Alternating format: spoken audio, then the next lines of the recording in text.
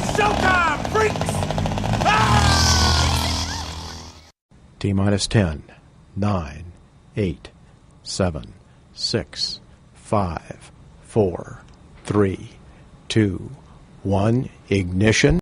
I'm going to step off the limb now. That's one small step for man,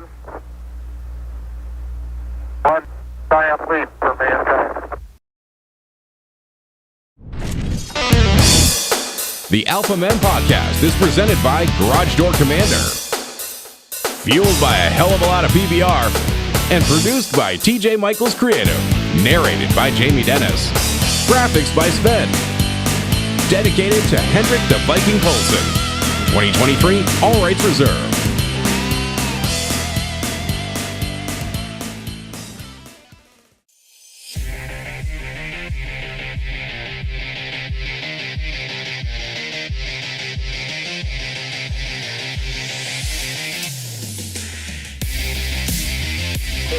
Seconds. Guidance is internal. 12, 11, 10, 9. Ignition sequence start. 6, 5, 4, 3, 2, 1, 0. All engines running. We have a liftoff. Liftoff on Apollo 11. You ever notice how men are portrayed in movies and TV shows? Tired of seeing men portrayed as dopey Homer Simpson clones? Tired of the attack on men? Tired of the woke labeling everything as toxic agenda? Tired of the wussification of the American male? Well, then you're in the right place. Look, we love and respect women around here, but the truth is, we're wired differently than the female species. And if there can be a place where the chicks can get together on TV every day, like that awful program The View, we figured there should be a place where guys can be guys, and we're capable of creating an equally horrid program. So get ready. This is a celebration of man. Because after all, who built the Empire State Building? Who built a rocket and landed on the moon? Who created the very computer algorithm that allows you to find this show? That was created by Ada Lovelace, a woman. Okay, great. Credit where it's due. But I think we can all agree the algorithm sucks. Who created the automobile? The Egyptian pyramids? Who stormed the beaches of Normandy? We don't talk about feelings here. We will question the validity of your man card. We're not politically correct, and we'll stand up and fight back against a culture that's determined to transform us into a bunch of neutered pansies. This is your weekly dose of toxic masculinity, a show created by men for men. This is the Alpha Men Podcast. And now, two men who don't own a pair of skinny jeans between them, TJ Michaels and John Stacy.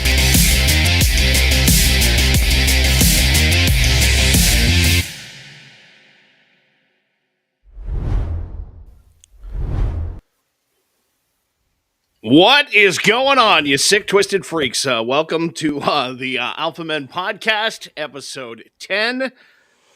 It sounds stupid to say. That's crazy. I mean, 10. it's just 10 episodes. I figured the kids after 3. Yeah, really. Tuesday night, and we have a great show for you tonight. All kinds of stuff happening, including beers on tap, man court, and the whole 9 yards. But you know what? Before we get going, we'd love for you to check out our website, alphamenpodcast.com. And while you're there, check out the Alpha Men store. There is all kinds of great stuff in there.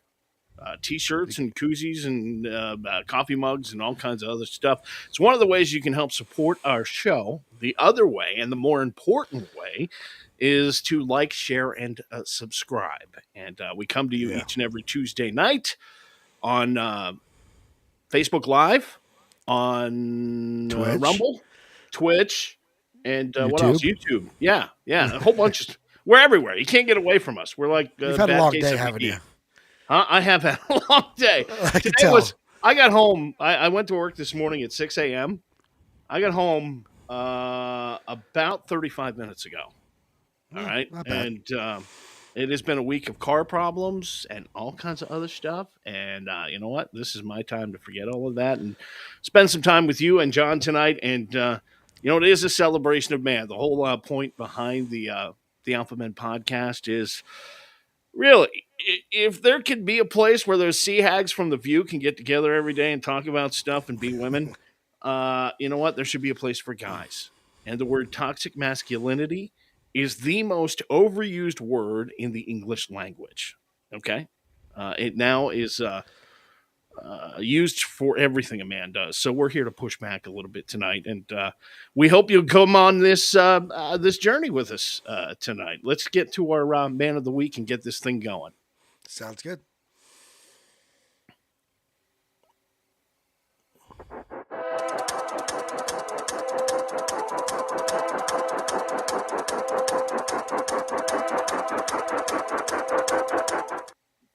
This week, our man of the week is Christopher Anthony Lunsford.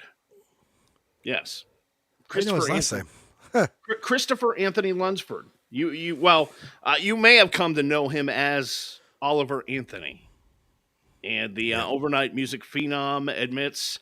Actually, my grandfather was Oliver Anthony, and Oliver Anthony music is a dedication not only to him, but 1930s Appalachia, where he was born and raised, dirt floors, 7 kids, hard times. At this point, I'll gladly go by Oliver because everyone knows me as such, but my friends and family still call me Chris. You can decide for yourself. Either is fine. This guy is the most genuine person I think I have ever seen make it big. Yeah. So far. Yeah. We have been telling you the story of Oliver Anthony. He is a farmer musician from Virginia who went from obscurity to a viral sensation in 2 weeks. His song, Rich Men North of Richmond, I checked Sunday, and it was up to 44 million views in like 2.5 weeks. I mean, it's crazy. Wow. 44 million. I wonder what the fastest viewing video of all time is. I don't know. It's probably that stupid Gangnam Style video, but oh my god. Nonetheless, on top of that, he has now topped Apple Music's US Global Top 100 charts. Again, in less than 2 weeks. Rapper Gucci Mane has already tried to recruit Anthony for his record label, and Anthony himself said he turned down an $8 million record contract. Yep. That's crazy. As for Anthony, he's as shocked as anyone by the success of the song. He says he wasn't looking for fame or fortune. He says, I don't want 6 tour buses, 15 tractor trailers, and a jet. I don't want to play stadium shows. I don't want to be in the spotlight. I wrote the music, and I wrote it because I was suffering with mental health and depression. And it seems to have struck a nerve with not just the American public, but globally. People struggling. And how hard things have become. In other news, Anthony says Anthony's co-manager is a guy by the name of Draven Riff. It sounds like a manager, doesn't it? Draven Riff. Draven Rift. Mr. Rift. Yeah. He says some big names in country music have already reached out. There have been other artists that have reached out, honestly, just to be a mentor.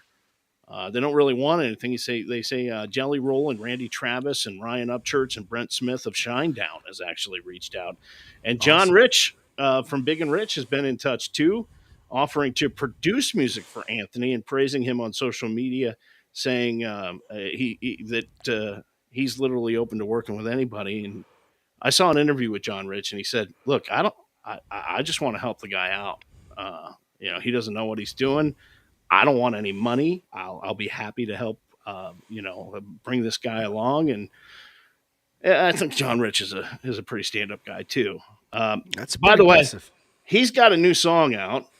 The follow-up to Rich Men North of Richmond is titled "I Want to Go Home," and it's another one of these songs that he originally self-recorded and released. You know, if you listen to Rich Men North of Richmond, you can actually hear the dog bark in the background. I mean, this guy literally went out in his backyard and just started playing the guitar. But the new song is called "I Want to Go Home," and I think we have a clip. Can we roll that? Yeah. Well, if it weren't for my old dogs and the good Lord, they'd have me strung up in the psych ward. 'Cause every day living in this new world is one too many days to me. Son, we're on the brink of the next world war, and I don't think nobody's praying no more, and I ain't saying I know it for sure. I'm just down on my knees begging the Lord to take me home. I wanna go home. Man, I'm telling you what. Song. You can feel that song. You can feel his It's words. just everything he does. It cuts right into you. I mean, it just does. He speaks what we think. He's a ginger with a big ZZ Top beard, so I like. Yeah.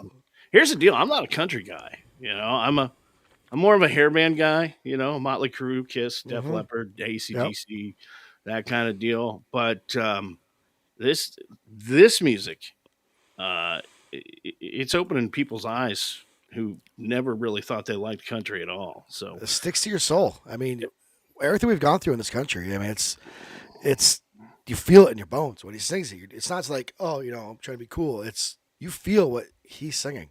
dude, he plays farmers markets. Oh. Like I saw a thing where he the last farmers market he played, there was like 12,000 people there. That's a big market. And he goes, the last time I played here was 3 weeks ago, and there were 20 people in the crowd. I mean, Wow.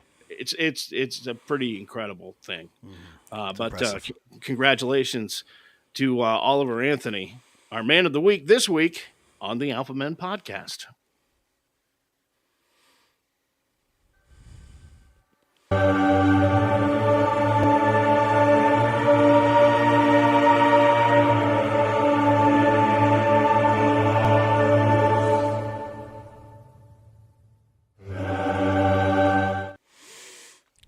It is time for this week's Signs of the Coming Apocalypse. And why? Because we're all doomed. Yes. Yeah. Yeah, we are. Cops in the UK have requested railings to be erected to protect tombstones that exist in secluded locations.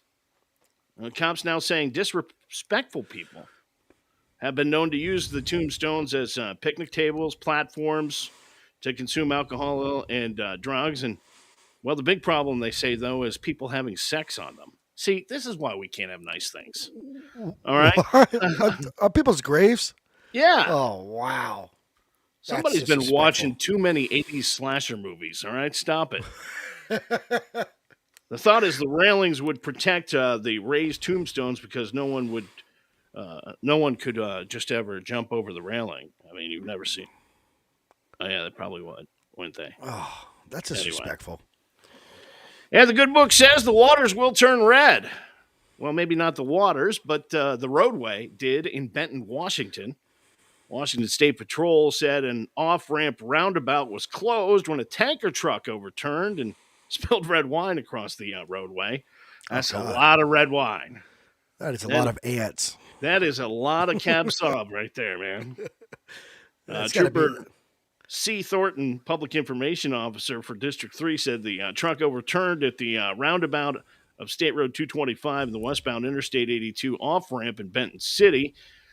He said on social media that the trailer leaked red wine across the roadway, causing a huge mess. No other vehicles were involved in the incident. The driver was treated for minor injuries, and the Washington State Department of Transportation was summoned to the scene for cleanup operations with a straw. and happy hour. With a straw. You imagine that's gotta smell decent though. But Yeah, every animal around there is now freaking hammered. absolutely. We were talking about the drunk raccoons last week. Yeah, Oh, that's some right. hammered raccoons there. Our next story, firefighters in British Columbia continue to battle hundreds of wildfires devastating the Canadian province of British Columbia. Officials shared a video of the fire NATO. Look at that Oh thing. my God.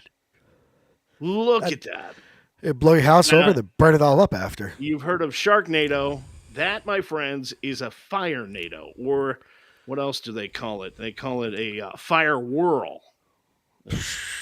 Crazy Canadians. But anyway, they say the event is incredibly rare. It was spotted August 17th as fire personnel responded to the Downton Lake wildfire.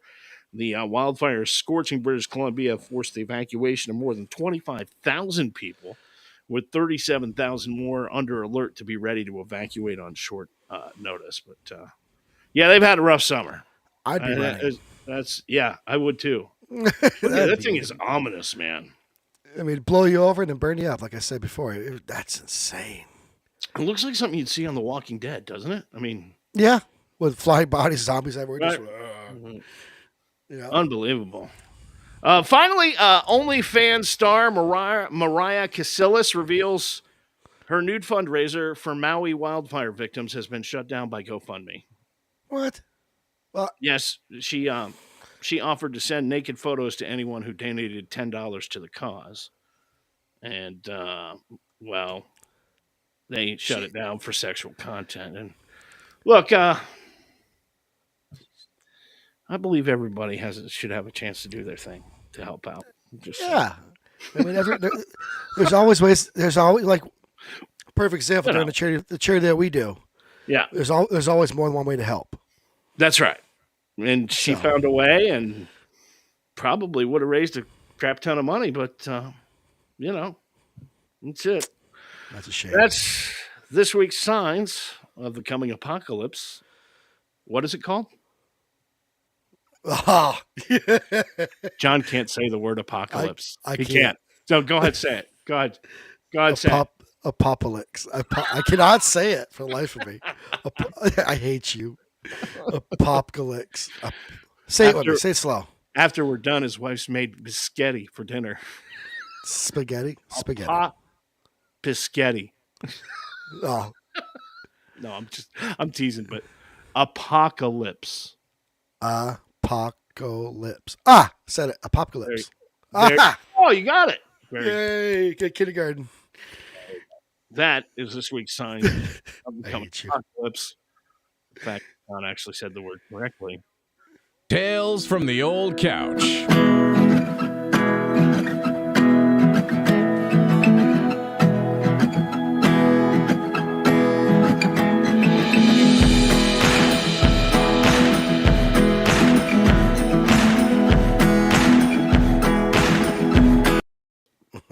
You know, in my studio here, just on the other side of this camera, there's an old couch. It used to be in our living room downstairs. My wife wanted me to put it to the curb, and I just couldn't. I like to come up here and just sit on it and think. And this week, I find myself thinking about shots. No, not Jack Daniels. Mug shots. Oh, Jesus. This week, the mugshot heard round the world was released. Yes, Donald J. Trump, the 45th president of the United States of America, was processed, booked, fingerprinted, and his mugshot was taken. And listen, regardless of how you feel about Trump, it was a bad day for our country. And yet the celebrations began. People on both sides of the political spectrum took to the internet to incessantly post the photo and really other disgusting things. Look, I have a sense of humor, but it got ugly. Now, the gloves have come off.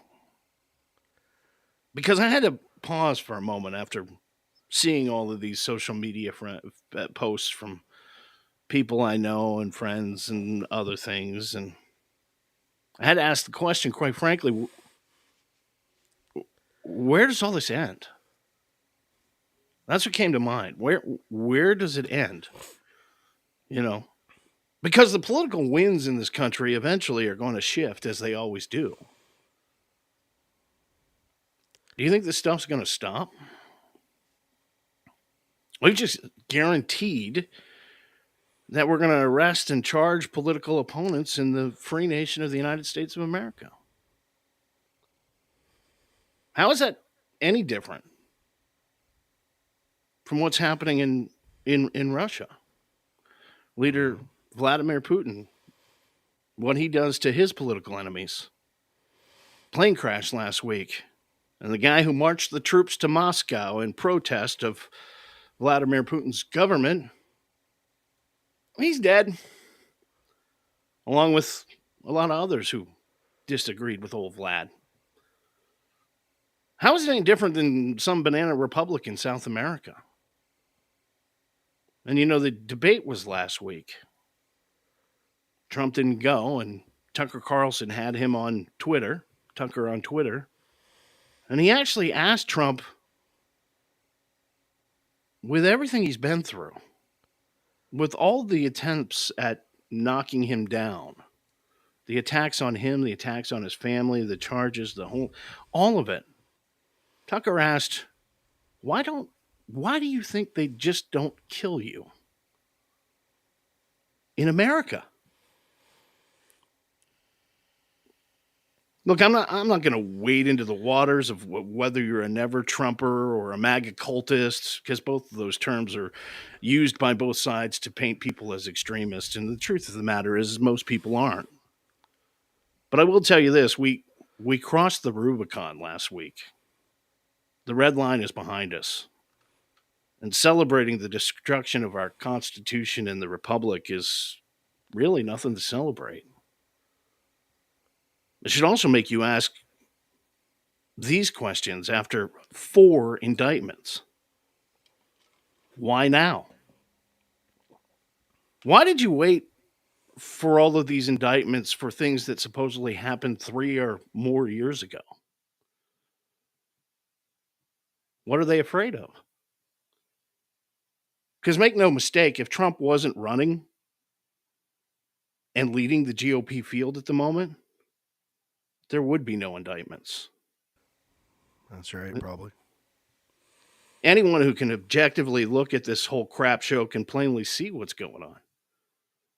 Why is there 2 systems of justice all of a sudden in America? One for those who agree with the administration and one for those who don't. Hindsight, we've learned that all the impeachments were phony. Al Gore, Hillary Clinton, Stacey Abrams, all questioned the elections, their elections. And all of them said their opponent was illegitimate. Stacey Abrams and Hillary Clinton are still saying that today. Yet, nothing happened to them. So now we have local DAs charging the former president of the United States in the middle of an election cycle. And everything he's been accused of doing, you can draw a straight line to others from the opposing ideology who have done the same exact thing and no charges, no mugshot, no raid on their house. You have to be an idiot to not see that the Department of Justice has been weaponized. So why? Because they're scared. Not necessarily of Trump winning the election. They know Joe Biden's not going to make it across the finish line. But listen, let's talk for a minute about Donald Trump. Is he flawed? Absolutely. Has he lived the life of a saint? Nope. Have you? Because I know I haven't. I have.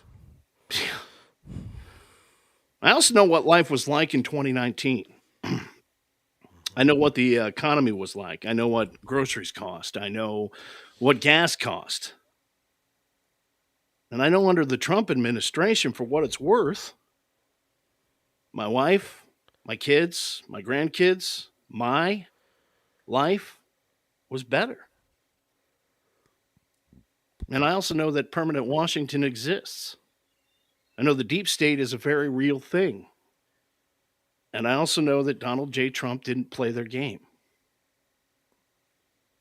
So, from my perspective, and I'm not going to tell you what to do or how to feel or what to think, but I kind of want him to have the opportunity to bust that thing back up. He spent the majority of his first term with both hands tied behind his back through phony impeachments and still got more done than the last 4 presidents combined. So, congratulations to the district attorney in Atlanta, who was hell-bent on getting the mugshot. Great move. Because now the gloves are off. And you've kind of opened Pandora's box because you hoped it would embarrass and humiliate the former president. You hoped it would hit him in the polls, even though every single thing you've done to him to discredit, to damage him, has made him stronger. So with the release of the mugshot, you've made an incredible political miscalculation. Because Trump and his supporters are now going to use that mugshot. They're going to campaign on it. They're going to raise funds off of it. He made some good money on it, didn't he? Mm-hmm. Yeah, I thought so. Trump supporters are going to plaster that mugshot everywhere. On T-shirts and coffee mugs, mouse pads, on their Christmas tree, you name it. And when the political winds change, the gloves are off. Conservatives will demand mugshots and handcuffs. Not so good for our great free republic. And the left's incessant Trump derangement syndrome has created this mess. Honestly, I fear for our country, and I fear both political parties now. Yeah. So congratulations in your quest to retain power. You've given the struggling American people a martyr and probably a president who will add 47 to his 45 in 2024. You guys get a Red Foreman Award this week. You're dumbasses. Dumbass. And that's thoughts from the old couch this week on the Alpha Men podcast. So, I had no clue what you wrote. Mm-hmm. I could tell it's pretty deep. Mm-hmm. And I think about stuff. I know.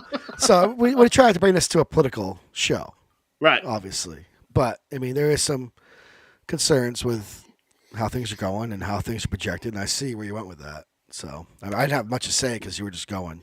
But Yeah. Look, yeah. If you hate Trump with every bone in your body and core of your being, I'm okay with that. Yeah. All right. But at this point, with everything that's going on, Is Trump the answer? We don't know. we don't know. Hopefully something's got to be the answer because it sucks. Great analysis, John. It sucks. Wait. I think I have something in here. Maybe it's not the right audio, but hold on. You suck. There you go. That is Tales from the Old Couch this week on the Alpha Men podcast. John's manly meme of the week.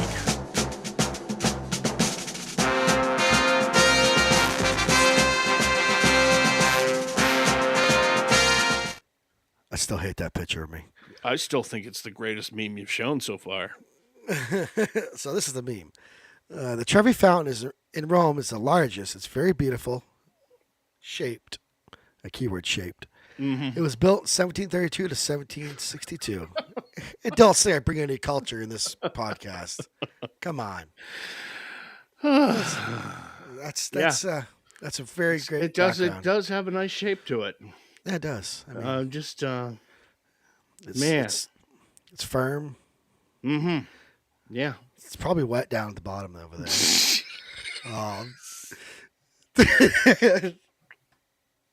I wanted to say that the whole time. I'm going to put that up. The wheels are coming off this thing. That's all. Let's do it. We're on the 10th episode. We're comfortable now. That's funny. That's a great meme. We had like 10 people watch it. Then you got into your Trump thing, and it kind of dropped down. Now we're down to like, I don't know how many is up there now. Yeah. 12 of them away. It scared them. I brought some beautiful artifacts. Fuck the A words. Sorry. Screw the A words. Mm-hmm. We're going to court. Apocalypse. Say I lost it. Apocalypse. Artifacts. Apocalypse. The Trevi Foundation is Rome's largest fountain. It's very beautifully shaped. It's built 1732 to 1762. And a lot of culture in that meme right there. That's some good stuff. That's John's family meme of the week this week on the Alpha Men podcast.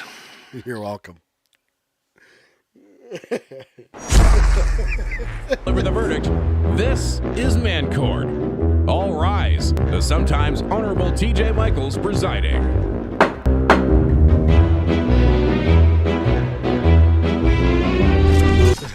All righty. If you have a problem, you need help of the freak jury and Man Court, you can send it to us on our social media sites at Alpha Men Podcast, or just send us an email online. You can do that right through the website, alphamenpodcast.com. This week's case is the case of the rude relative. So before everybody talks, before you start to the case, in the center here, we've put up this chat thing. So everybody can see the comments, and you can be part of the jury. And we're doing this in the movie, and I think the beer. There's 3 segments, or 4, actually. So if you make a comment, it shows right up on the screen there. So we can see it, read it, and discuss it. So let's hear the case. This week's case is the case of the rude relative. It is docket number 230839. Tom from Pensacola, Florida is our plaintiff. He writes, "Hi, TJ and John. I got a problem, and I believe I need the services of Man Court. I need to know, am I the a-hole?" Oh, boy. Usually I am. Here's what Tom writes. "My wife and I have been married for a decade. We have 3 great kids together. Okay. But over the last couple of years, my wife has put on some weight. Doesn't matter to me. I think she's the most beautiful woman in the world. She sometimes, however, pushes me away and has developed some insecurity about the whole thing." And that happens. Anyway, we were at her family reunion a couple of weeks ago, and my sister-in-law started making some pretty insensitive jokes at my wife's expense. I kept my mouth shut during dinner, but gave my sister-in-law the stink eye. Then my wife got up to get seconds. After all, it was a barbecue. And there was plenty. But her sister, in front of the whole family, decided to blurt out, "How do you manage to keep a husband eating the way you do?" Oh, boy. Oh, sugar. Her sister said that at the table. Oh. Yeah. My wife put down the plate and left the room crying. And I lost my shit. In front of my wife's family, I went on a rampage, and I told my wife's sister that she can't keep a man, let alone take care of one of. She can't keep a man, let alone take care of one and her shithead kids. All right, well, maybe I wasn't done. I added, "The only reason you're in shape is because of all of the blow you're doing." Oh, this is going to be a good barbecue. In front of the whole family. Oh. I grabbed some food. Good thinking. My kids, and met my wife, who was crying in the car, and we got out of Dodge. Since then, my wife's family has been blowing up her phone, suggesting that I apologize to them and my sister-in-law in particular. Family, yes. Sister, no. I really don't feel bad about defending my wife, but the constant calls from my wife's family upsets her even more. How do you guys see it? Am I the a-hole, or am I a stand-up guy? Tom in Pensacola, Florida. So the sister is she's clearly a lunatic. Right. Listen. So, when you go to college, you talk about the freshman 5. You add the 5 pounds. And when you get married and you have 3 kids, especially if you're a woman, that can turn into the, careful freshman 25. I don't know. Okay. Yeah. It happens. none of us are getting healthier. Okay, we're getting older. No. And, things don't look the way that they did when we were younger, for most of us. Yep. But I don't know. As a really big fat guy, John, how do you feel about it? You suck. I agree with her husband 100%. Apologize to the family. Say, listen, this is why, but not to sister-in-law. I mean, screw her. Mm-hmm. Yeah. Here's the deal. I want to see guys stand up for their wives. I think we need to stand up for our wives more often. Probably would have left the blow out of the conversation. And the shithead kids. Because they're your nieces and nephews. And it's not their fault their mother's a moron. Okay. I don't think you apologize to her. No. I think you explained to the family that you were clearly standing up for your wife. And if you want to be mad at me for standing up for my wife, who was clearly affected and upset by the comments, then you can be mad at me. I'm her husband, and it's my job to stand up for my wife, and I'm going to do that at all costs, regardless of who's throwing the daggers at her, sister, family, or whomever. And I think that's your way out with the family. And I do say, I do think you say, listen, I'm sorry I lost my temper to the family. Yeah, I agree. Okay, and I think you say, listen, I think you say, listen, I'm sorry I lost my temper, but I don't regret the things I said because my wife's sister really hurt my wife and humiliated her in front of the whole family, and I was sticking up for my wife.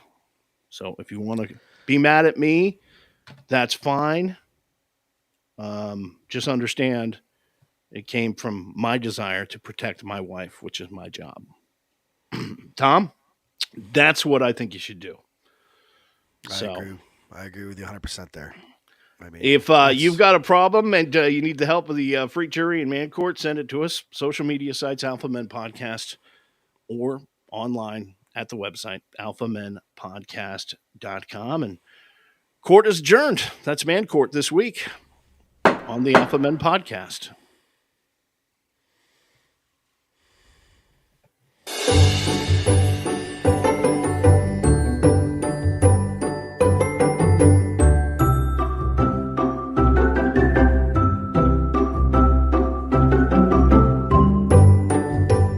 All right, you better sit down. Because we're about to go on a journey, okay? Well, we went on a freaking journey, all right. This week, John and I watched The Notebook.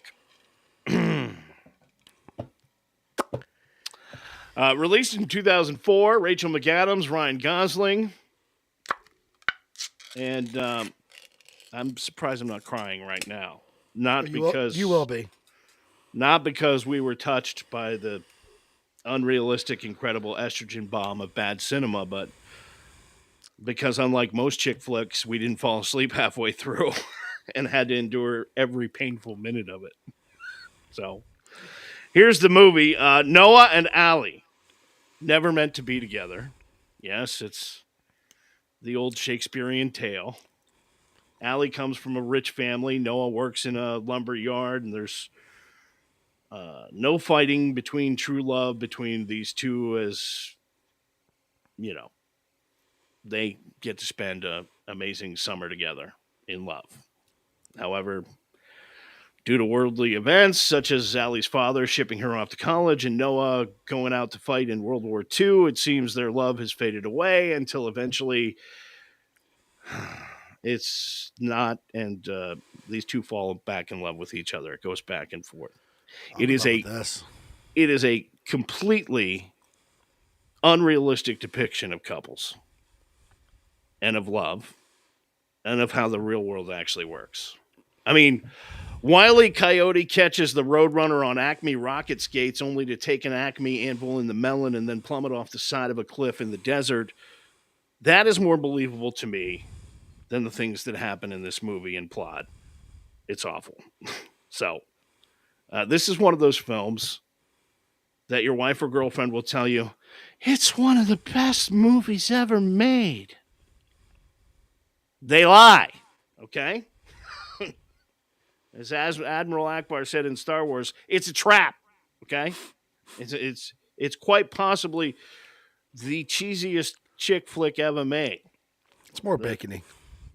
Well, The Notebook is always revered as a great love story, and it's not. Okay, it's so sappy, cheesy, and annoyingly unrealistic, and it starts with this old couple, and the film is narrated by this old guy. I don't know if it was really cheesy though. I think anyway. There's definitely more bacony flavor. That was your popcorn. All right. So the film is narrated by this old guy talking to this woman in this nursing home who clearly has Alzheimer's or something like that. And here's a spoiler. The old guy is actually Ryan Gosling's character later in life, and the old woman is Rachel McAdams' character later in life. And the old man is trying to get the old woman to remember their great long romance. And then we flash back to the 1930s or early 40s where Ryan Gosling's Noah is trying to pick up Rachel McAdams' Allie. Okay. How does Noah convince Allie to go out with him? He basically threatens to kill himself by hanging off a Ferris wheel. Yep. He just says, hey, go out with me or I'm going to let go. Look, ladies, if a guy is trying to pick you up and the only thing he can think of is suicide, that might be a red flag. I'm just just saying. It's not. You see what Emily says? It's her favorite love movie. Yeah. I'm not like that at all. The guy is having a mental health episode, all right? And you're like, yeah, I'll have a cup of coffee. What the hell? You know? I mean, so, of course, Allie and Noah start dating. And they have the most romantic summer. There's a bunch of montages of kissing and heavy petting and love and passion and all of that stuff. Both John and I were like, really be nice if there was like a mafia street battle here or something, you know, like maybe something exploded unexpectedly or an alien craft appeared or something, but no. It was definitely very spammy. Right. Enter Allie's parents who say summer's over and you're going off to college and one day you're going to marry a rich Southern boy who comes from rich Southern money. It's the tired, poor boy, rich girl trope. Noah's Uncle Sam, hey, we're all related. He's our uncle too. Sends him off to fight in World War II. And he loses his best friend in battle. And at this point in the movie, I'm convinced John and I have already died 3 times, but not Noah. Okay? He was very salty. He's got to get back and write his letters to Allie. He writes her a letter every day for an entire year. Okay, first of all, get a hobby. Okay, all right, just saying. But that's the important part of the story. He writes her the letters that Allie's witch of a mom intercepts every day. So she never sees them. Why doesn't Allie ever check the mail? But why don't you ever check the screen? You know. What's that? Why don't you ever check the screen? I don't know. You should look at me. What are you... Oh, you are not eating Spam. Hey. Oh. If you're new to this show, I can't do Spam. Did you get all the puns? I said it was bacony. Yeah. It's spammy. And by the way, hey, this gel stuff is amazing. Oh! I can't. And this is real Spam. You know, we were just wondering if Tom from Pensacola, Florida was the a-hole. I don't think he is, but you are. Yes, All I right? did drink the You're spam the, juice. you're the a-hole. All right? Oh. This is actually really good. Anyway. I've been waiting for this all week. So anyway, from there, the film goes to they don't belong together. They do belong together. An agonizingly obscene amount of times, back and forth. I love you. Oh, but I'm engaged. But I really do love you. Oh, let's get back together. No, that's wrong. Let's get back together. Make up your mind, damn it. Right? Shit or get off the pot. Right? At one point, in the movie, Allie leaves a guy she's about to marry to bang Noah. I mean, that's love, my friends. I mean, why do women like stuff like this? I don't know. And then you get to the final 15 minutes of the movie, which is the big payoff. All right? It's the part everybody talks about. And we don't get Ryan Gosling or Rachel McAdams. We get the old couple from the beginning of the movie. And we see that love connection, and we see Allie remember for a couple of minutes, hey, yes, this is my husband. This is my one great love. And then they die hand in hand together. Oh. Okay, look, this film doesn't work. It's pretentious, it's annoying, and you're like, oh my God, just get together already. Okay? And if you don't want to be together, just end it, please. I'm sick of it. I mean, the film is syrupy and sickening, and it's the gel, not syrupy. Oh, stop. You're going to make me throw up. You really are. It's a good thing I haven't eaten anything at all today yet. Because I'd be waiting all week. Hurling right now. So, I was going to do it on the old segment couch, but you're too serious. The movie is endlessly made fun of through memes. Yep. I mean, it sparked some of the greatest memes online. So let's rate it. Okay, so there were some war scenes in the movie, right? There actually were. At least get some credit for some explosions and things like that. All right. Yeah. But what we're going to do is we're going to give The Notebook 1 20-ounce bottle of banana-flavored Mad Dog 2020. Okay? Meh. Because just like the movie, it's unrealistic and shouldn't even really exist. But the folks over at Mad Dog decided, hey, let's do a banana flavor. I mean, and they did. Banana's not bad. I'm going to have to try it, I guess. The Mad Dog 2020 or the movie? I've already seen the movie. Oh. Mad Dog 2020. Or Spam. What about Spam Mad Dog? No. Stop. That is Chick Flicks Are Dumb Tonight on the Alpha Men podcast.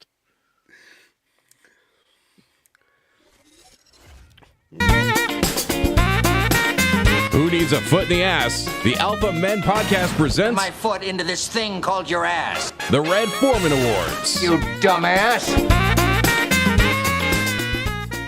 Oh, I can't believe you did that. It's still right here. Oh, bacon. I mean, I was dropping pun lines. I mean, spammy, bacon. Pete jumped in there and said salty. We're just then Emily, her comment cracked me up. It was it said, "Did you just drink the spam juice?" Oh, don't. I did. It's salty as hell, but it's not bad. Okay, one more bite for. I'm not looking. I'm not. No, I'm not. No. I cannot even think about spam without getting sick. All right. It's the can, the jelly, the jelly is very. It's thick and salty. It's almost. Yes. Deep breaths. Deep breaths. All right. It hurts. Whew. I'm crying. Yeah, this was the best decision. All right, Red ever. Foreman's Awards. Tonight we hand out the awards to the biggest dolts, the morons, people who really do need a. You'll have a classic case of foot stuck in ass. That's it. I was ready. We had for Polk County, Florida, 47-year-old Jeffrey Dale Kaufman was able to turn a routine traffic stop into a much bigger deal, but at least he was able to cut to the chase and get to the point quickly. The officer on the scene called for backup when he detected a strong and distinctive aroma of weed. Searching the car, police found a duffel bag containing green leafy substances, 7 orange round pills, psilocybin mushrooms. I'm a moron when it comes to drug culture. I don't even know if I said that right, but Close enough. anyway, an unlabeled pill bottle containing white round pills, rectangular pills that were broken up into smaller pieces, a black scale, multiple glass containers containing THC oils, multiple Ziploc bags, and other drug paraphernalia. In total, there were over 562 grams of drugs in the car. Allegedly, when Kaufman was asked why he had the marijuana in his car, he simply looked at the officers and said, "Just take me to jail, man." He knew.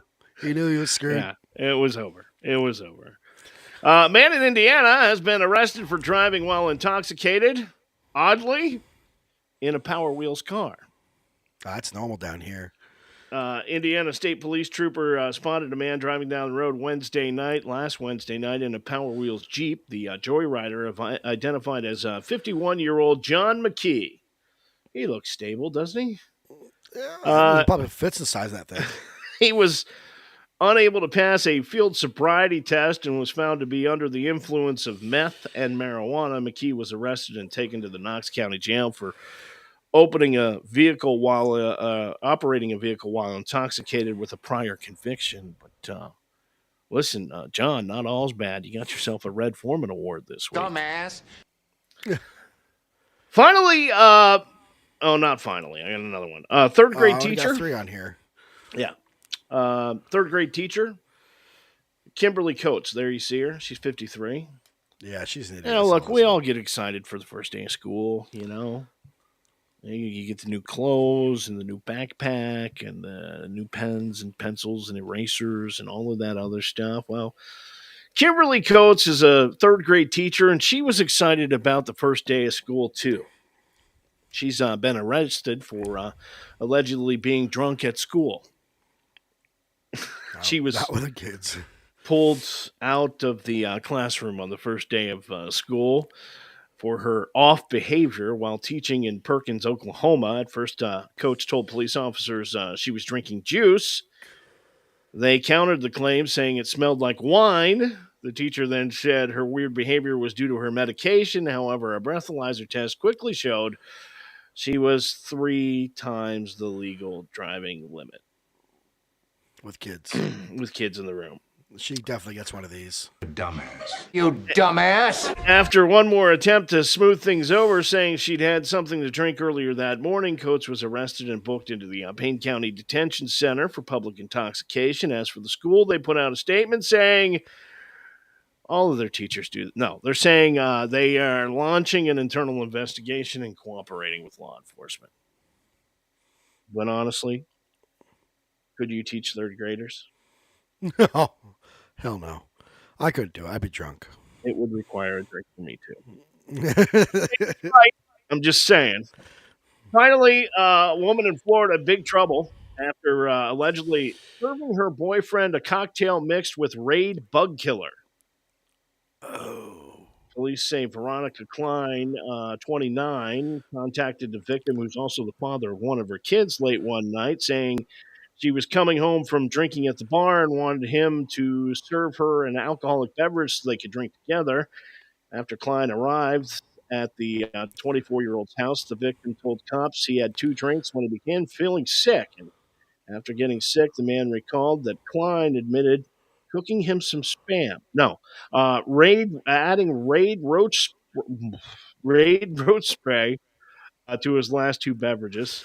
Told the cops he threw up for 30 minutes before being able to call 911. He was transported by local hospital for Raid poisoning. Investigators ended up finding the can of Raid ant and roach spray and determined Veronica did, in fact, intentionally introduce a chemical compound into the victim's drink with the intent to kill or injure him. She's been charged with poisoning and being held on the felony count. She definitely deserves. She's clearly a lunatic. Yes, and Dumbass. there you go. For tonight. Your mic. Yeah. Your mic sounds choppy. Why? Now you sound good. That's the Red Foreman Awards tonight on the Alpha Men podcast. Yeah, you sound like in and out still, but we'll go right to mine. You can see the comments on the screen from the last segment. There's nothing more manly than motorsports. These are John's red flag moments. What did you say? I look down and I see, did you just drink Spam juice? Oh. What Spam juice? It's almost gone. There's a little bit left in here. Hold on. Whoa. Oh, stop. Oh, God. I'm not looking. I'm not looking. Okay. Can't do it. It's kind of gross at the bottom. The settlements really got down there. Well, red flag moment tonight. I mean, here's the deal. 10 weeks. 10 weeks. We've been looking for NASCAR. one racing red flag moment. Well, NASCAR, because I work NASCAR. there, so I wanted right. to finally show something. Okay. And Daytona did not let us down. No. Between the Dale Sr. almost like wreck, the Rusty Wallace like wreck, Yeah. and Brad just doing his thing. But here it comes. Oh, and around goes a couple cars. Priest upside down. He's barrel rolling through the grass. Ryan Priest. Wow, how fast that car Massive. was sideways and.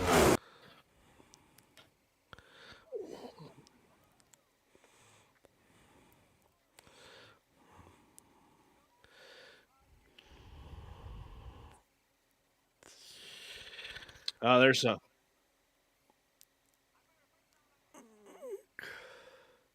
All right. It's funny. I wasn't even watching. I taped the races, and that way I can fast forward through the commercials. NBC puts up a lot of them. You sent me a text like, I don't know. They must have been in segment 2 or something like that. And I hadn't watched a second of it yet. And you were like, these guys are gonna wreck. And yeah, that Priest wreck. Daytona's like names. Guy's name Ryan. What's that? Peaks comment. Daytona doesn't like guy's name Ryan. No. Blaney, Ryan Peaks. Ryan Blaney, Ryan Priest. Ryan Newman have a big crash there too? Yes, Ryan Newman. Oh my God. Yeah, that was huge. Just that before these Gen 6 cars. Yeah. You get the So anyone door. that tells you that the Gen 6 car is crap, it's safe. I mean, I'm telling you what. I have seen it from bare bones to fully encased. There is so much more to those cars than the previous cars. I mean, I've seen them. I've touched them. I've been part of it. I've seen the inspection process, the whole thing of it. Right. It's insane. So I mean, Priest is freaking lucky. We all thought that looks a lot like the old Rusty Wallace Miller Genuine Draft. That's the race. That's the car. The accident I saw on TV when I was a kid. Yeah. And I saw Rusty do that 9-time flip. That was 9 times. And they're saying that was 10 or more. 10.5, 10.5. But you see the impact when he landed on his freaking roof. It was insane. But this right here with Ryan Blaney hitting the wall almost near the same area Dale Sr. hit. Yeah. Almost in the same fashion. And about 7 miles faster. About 7 miles per hour faster. Yeah. And not a scratch on him. No, it got out. I mean, I'm still waiting to hear if there's going to be any concussion protocols. I haven't heard nothing on the back end, which I wouldn't talk about it. But I don't know how you come out of that without some sort of concussion. I mean, and the thing's on fire. And then, I'm watching the race, and Brad Keselowski is like turning circles on the backstretch. Under red flag. And I'm like, I think he's finally lost it. No, his car was on fire. He was trying to put the fire out by driving in circles. There you see it right there. Yep. And NASCAR said that they weren't going to penalize him because he was on a fire, and there was a lot going on during that caution, so they understood why he was moving. Right. Yeah. So listen. Hope Ryan Priest heals up and speedy recovery.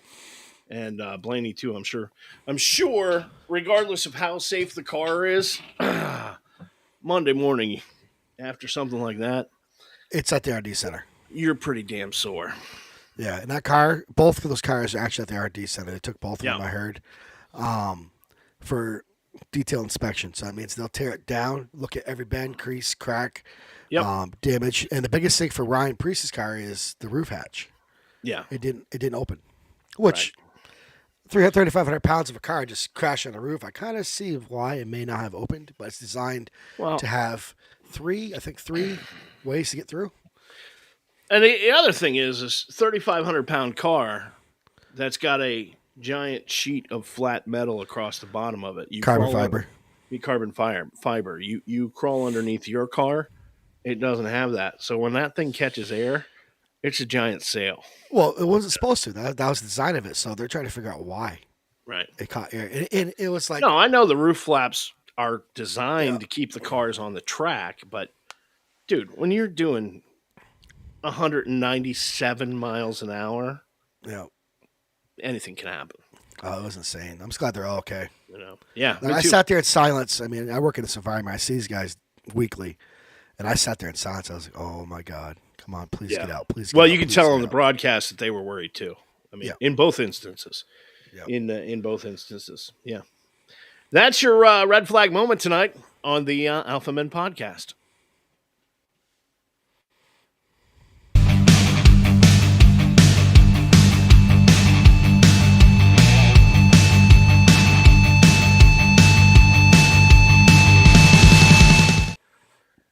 Your team sucks. Brought to you by Spam Juice. I can't even say it. The Alpha Men podcast on sports. And listen, stop. Listen, since our last show, they've won a couple. I know they have, but the Yankees went on a 9-game losing streak. Okay. This is crazy. The 1908 Yankees had a 12-game losing streak. There was an 11-game losing streak in 1913. And that one stretched between 1911 and 1912. There are 8 different 9-game losing streaks, including this current losing streak that just happened. And the last time the Yankees went 9 games... Jeter was like 8. Yeah. He was 8 years old. So that's in 40 years. So you know, I'm 41. The last time the Yankees lost 9 games in a row, the Dallas Cowboys won the NFC Championship game. No, that was 40. That was 30 years ago. We won 3 in the 90s. I know. I just wanted to hear you say, it was like 30 years ago. You went like 60 years without a freaking championship, so I don't want to hear it. I hate you. I just wanted to hear you say it was. Football starts this week. Pretty much our podcast from here on out for the rest of the season is just going to be Eagles, Cowboys. Yeah, well, not necessarily. A lot of ribbing between our two favorite teams, but we're going to talk about it. If you're on our Facebook page, our personal pages, it's nonstop. We do want to go back to NASCAR, though. The Coke 0400 in the books. Yep. And Martin Truex Jr. captures the regular season championship. Oh, that's that one first? Whoops. The playoff chase begins this week at Darlington, right? Yeah. Correct? What is going on? What do they call it? They call Darlington the Lady in Black. Yeah, it's the Lady in Black, and it's one of the most difficult tracks for these guys to handle because it's a weird shape. Mm-hmm. But there's Truex with his trophy from winning the regular season championship. He got 15 bonus points for it. I didn't even know that was a thing. Yeah, of course. It's always a season. It's stupid. It's not stupid. It's just it's not the old way of doing things, I guess. Careful now. I know. There are people that sign your checks. I'm just saying. I know. I respect my job. I love my job. So, who missed the playoffs? Hendrick Motorsports is only 50% in, man. Chase Elliott and Alex Bowman get bounced out. Bubba Wallace and Tyler Reddick are in, making the playoffs for the young Michael Jordan, Denny Hamlin-owned 23XI team. Only 3 drivers in a field of 16 to not win a race this year are in. Okay, Yeah. and those are Bubba Wallace, Brad Keselowski, Kevin Harvick, who's running it. No. Oh yeah, it was yeah. And Kevin's running his final season. So who are the long shots for the championship? Well, you would have to say Michael McDowell. But he's had a good year. Ross Chastain. Watermelon Man. Yeah. Hail Mary Man. Yeah. Yeah, now that they've outlawed the Hail Mary, it's not doing so hot. But and Ricky Stenhouse is in, but barely. So the favorites have obviously got to be who? I mean, they got to be Kyle Busch, Martin Truex Jr., Joey Logano, Denny Hamlin, Kyle Larson, those guys. Yeah. But man, I think it'd be awesome for Kevin Harvick to go out as a champion. That'd be cool. That'd be a way to exit. And I also, I don't have a driver these days because all my guys retired, and I don't know. I'm a huge Mark Martin fan. I've always been a Mark Martin fan. Nothing wrong with Mark Martin. And so I have an affinity for Jack Roush too. So I think it'd be cool for Brad to even though he hasn't won this season, I'd like to see, actually, honestly, have these guys. Yeah. Staying on the stable you're in. Yeah. Chris. Yeah. No, Buescher's had an incredible year. He really has. Three out of the 5 races he's won, I think. I mean, he's consistent. Yeah, no. Very and it's all come on in the last couple of weeks. I mean, they're getting better and better and better. So next Sunday, the playoffs begin at the Famed Lady in Black, Darlington, South Carolina, and that is a track in which Denny Hamlin has posted 4 victories. Kevin Harvick has 3, and the green flag will fly Sunday just after 3. Well, it's supposed to be actually decent weather, and they're going to miss the hurricane by the sounds. Talking to one of my supervisors today, they put me on standby if the weather gets really bad on Thursday, to bring up the, what do you call it? Keep talking. Yeah, I'm talking. You messed me up. That was a lot of beer cans. No, so they asked me to come work Friday and Saturday if needed to cover if the hurricane doesn't let people get in, but they're going to move everybody coming in on Friday. But I don't know. What do you think? Who's everybody's picks? I know you'll watch a peek. Who would you take out of these guys? I mean, for me, it's probably Buescher, or I don't know. I mean, what about I take Bubba? I mean, that'd be a huge image. I don't know the word to use. Huge. A huge thing if Bubba took the championship. I was trying to talk to Peak and stuff, and whoever else is watching, who would they pick? Yeah. And I'll see about. Peak said, "Would like to see Kyle bring one home for RCR?" Yeah, Richard Childress definitely deserves a championship. Again, it's been quite a few years, but imagine if Bubba took it. It's possible. Well, I don't know. See, I don't. It's incredible how far that team has come in a very short period of time. I mean, I will say that he got in on points. So I mean, all year he wasn't sucking. He wasn't great, but he was there, and he stayed consistent all season to get the playoffs. I just knocked the table over next to my desk here. I tripped on a bunch of beer cans. I tripped on my headphone cord. So Byron's gonna be a tough one to beat. Yeah, I agree, Pete. Byron's gonna be a tough one. He's been on a rail. So as a Buescher though lately, it'll be interesting. We can never forget about Denny Hamlin. He never wins a championship, but he's due for one eventually, unless he's like Mark Martin. Well, you got to believe at some point. Yeah, well, you got to believe at some point he's going to do it. But Martin did it. I mean, he never did it, but he came close. Always a bridesmaid, never a bride. Anyway, I think Martin was second 4 times. Yeah. In points. Now, what about Truex? Truex has been on fire too. Yeah. It'll be interesting. I'm looking forward to the race this Sunday. I think my picks are going to be for the Final Four. I'm going to write them down. I'm going to go Truex. I'm going to go Truex Jr. Yep. Boucher, Mm-hmm. Larson, Mm-hmm. and I'm going to Hail Mary, go Bubba. All right. We will see. 4. We'll see if that comes to fruition. All right. What's next? Hart. Well, Stephen Ridley apologizing for kind of putting Kevin Hart in a wheelchair. Yeah, I saw that. The former NFL star has issued an apology to Kevin Hart after a race between the two left the comedian injured.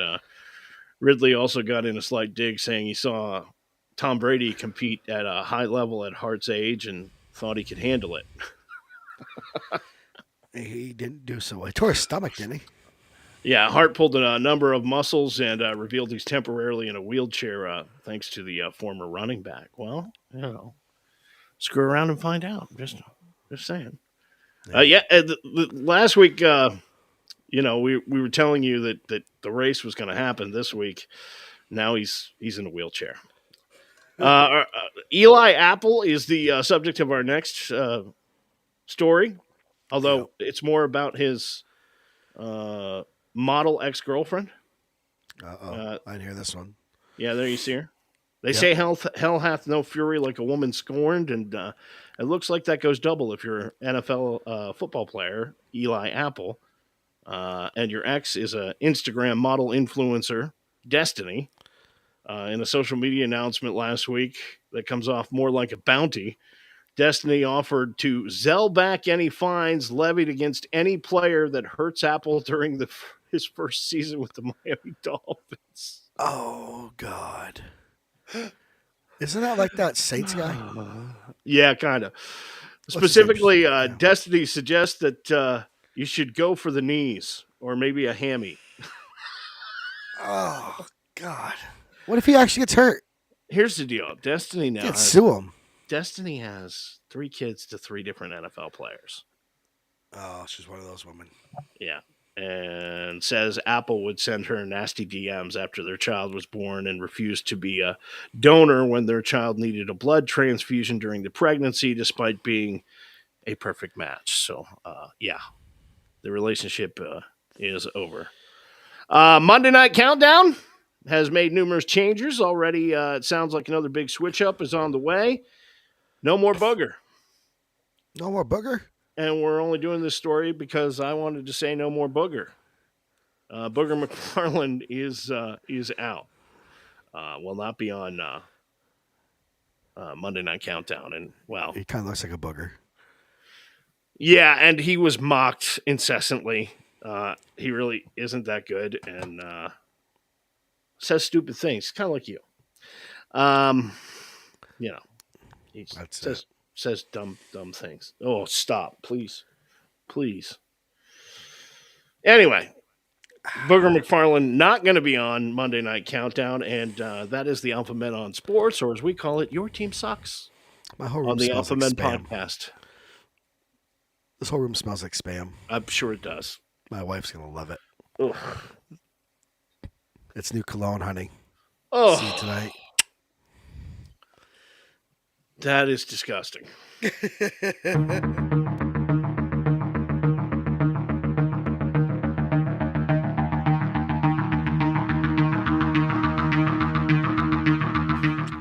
All righty, real or fake news. You know how this works, John. We have 3 headlines. 2 of them are fake. 1 of them is real, and you can play along at home by using our home game. If you identify the real story, you win absolutely nothing. What? But it's fun. All right. So, can you find what? My new cologne line. Scent of spam. Scent of the spam. Is that French? Oui. It's with a hint of bacon. Oh, stop. All righty. Here are our headlines tonight. Again, remember, you're looking for the real story. Yep. Insect expert claims soaking feet in grape jelly keeps mosquitoes away. Insect expert claims soaking feet in jelly keeps mosquitoes away. No. That's Crackers and shaving cream, latest food trend on TikTok. That's Crackers possible. and shaving cream. Yeah, That's possible. They were eating Tide Pods for God's I was going to say, that's my next line. And the last one is Botox cures woman incapable of burping. Botox cures woman incapable of burping. So those are the three. And the jelly, no. That's totally opposite of what everything you know about insects. Mm-hmm. That's sweet, smelly. They're going to like it. Well, you would think jelly would have natural sugars in it, right? Yeah, so, they're gonna. Yeah. Yeah, right. What was the other one? Crackers and shaving cream, the latest food Crackers, trend. I believe that because Tide Pods. What else was there? There's always a message come on the news saying, "Don't eat this because social influencers are saying try this." Yeah. And then the Botox to don't eat spam, so she can burp. Oh, I'm gonna go. Botox cures woman incapable of burping. I'm gonna go with the Botox because Botox has been used for a lot of crap. You are correct. That is the real headline. Botox cures woman incapable of burping. No burp, no joke. A woman in Indiana has been plagued by no burp syndrome. That's a real thing. Okay. She's finally found some relief thanks to Botox. Natalie Bickel from the tiny town of Floyd's Knobs. I was not ready for that. Floyd's Knobs. That's where she lives. Oh, shit. I'm Pam. I'm Bert. I'm from Floyd's Knobs. How you doing? Hey, Natalie. How's it going there in Floyd's Knobs? Just asking. Wonder if she's ever been to that fountain. She has suffered bloating, excessive flatulence, and a distended belly as the result of not being able to belch. It's a real problem. It's called no burp syndrome. And the unusual condition is technically known as retrograde cricopharyngeal dysfunction, or RCPD. That's easy for me to say. Treated by, apocalypse. It's treated... It's treated by injecting Botox. Oh, stop. Into the cricopharyngeal muscle in the throat. Oh yeah, that's one. Okay, yeah. And you don't. This causes temporary paralysis of the muscle, allowing it to release gas. I'm good. Just like that. Now Natalie burps unexpectedly, but plans to go back for another treatment to help her learn how to burp on demand. Well, but Natalie, can you do the alphabet? I'm just asking. What's the town's name? I mean, if you could burp the alphabet in Floyd's Knobs, okay? She's like, you'd be a superhero. You'd be a celebrity. Oh, I see where you're going with that. It's not appropriate. Kids are watching. Floyd's Knobs native. Natalie Bickel. Anyway, that is fake or real news tonight on the Alpha Men podcast. You can tell you're tired. You never did it's fake. Yeah, I know. Do it. It's been a long day. Do it. Fake news. There you go.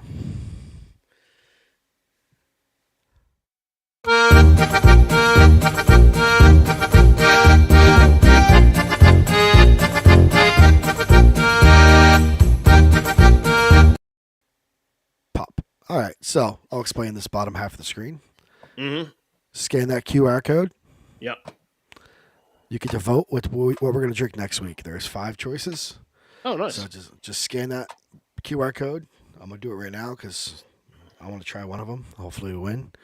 And that link is active until next week. All righty.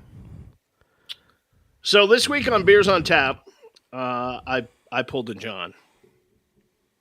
I was so late getting home from work today, and I sell beer for a living, so it's not like I'm not around it all day, and I couldn't have gone, oh, hey, I probably should pick up a tall boy of what we're trying out tonight on the show. No, it just was a really hectic, stupid day, and look at that. It does change. Never even thought about it. I mean, literally walked through the door at like 7:20 or 7:27 tonight. It's like 33 minutes before the show. And I'm up here getting ready, and there's some things that we got to do before we get started in the whole 9 yards, and then it dawns on me, oh crap, you don't have the beer on tap. You don't have it. So but you have it, and it's Simply Spiked this week, which is technically not a beer, but it's an alcoholic beverage, and you can't throw too many IPAs down John's throat because he's a wuss. So it smells lemony. So Simply Spiked lemonade is it smells amazing. They say it's perfect for summertime, especially if you love the outdoors. Famously served cold and provides a relaxing vibe. Whoa. Sorry. They say it's the lemonade that goes down easy. Now, I do have a beverage. Well, I did have a beverage until I knocked my table over here. I do. Okay. This is pretty good. It tastes like lemonade. Lemonade. Yeah. I mean, you can taste the alcohol, but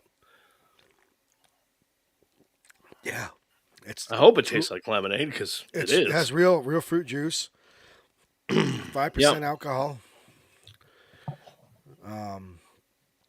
This is pretty damn good.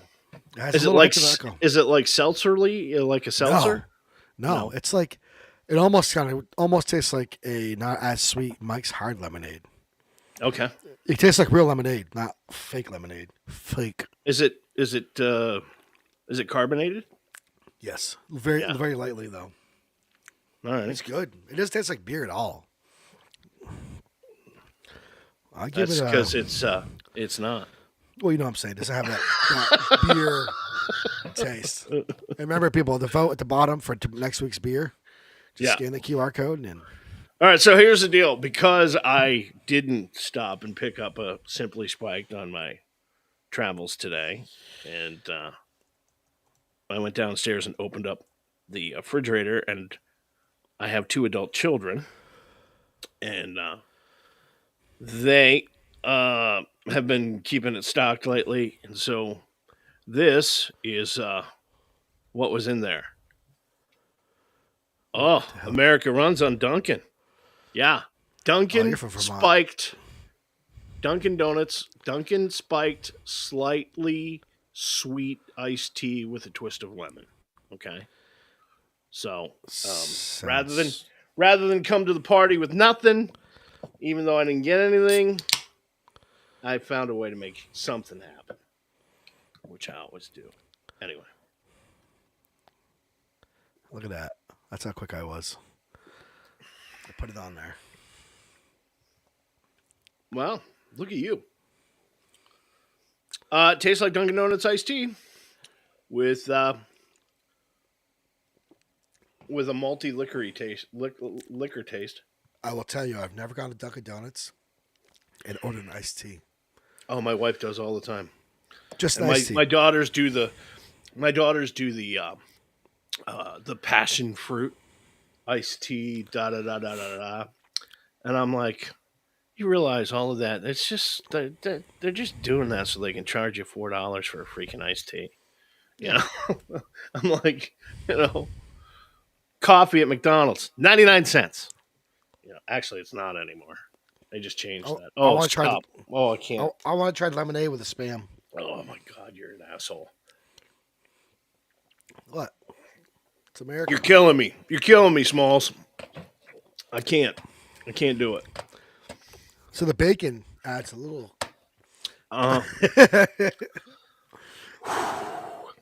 Anyway, Dunkin' Spiked, slightly sweet iced tea with a twist of lemon. Not horrible. Not the greatest thing I've ever tasted, though. If you like twisted tea, which is the standard, you probably like that. But it's I I don't know. I think I like Twisted Tea better than that, but 5% alcohol and carrying the Dunkin' Donuts name on it because America runs on Dunkin'. So that's Try kind spike spam. Yeah, I don't think so. Now, I'll tell you the juice. They have to knock down some of that salt taste in that juice. It's pretty rough. Peek, try that QR code and vote because it's real-time voting. I voted. All right. That is Beers on Tap this week on the Alpha Men podcast. Parting thought tonight. Any man who says he can read a woman like a book, probably illiterate. Trust me. Fair enough. That's going to do it for tonight's show. We're glad you came along for the ride. We'll be back next Tuesday night at 8 Eastern. Y'all, it is, yeah. I was gonna say y'all have a good, safe Labor Day weekend because that's coming up. Absolutely. And listen, if you're going to partake in some Dunkin' spiked, slightly sweet iced tea with a twist of lemon, have a designated driver. All right. And just do it. And don't fight with your family at barbecues. Yeah. Actually, when you're around your wife's family, you probably should leave the illicit drugs out of the conversation when you're talking to her sister. Just saying. Yep. Nonetheless, thanks for being here. We'll see you next Tuesday night at 8, right here on the Alpha Men podcast. So long. Spam and I are out.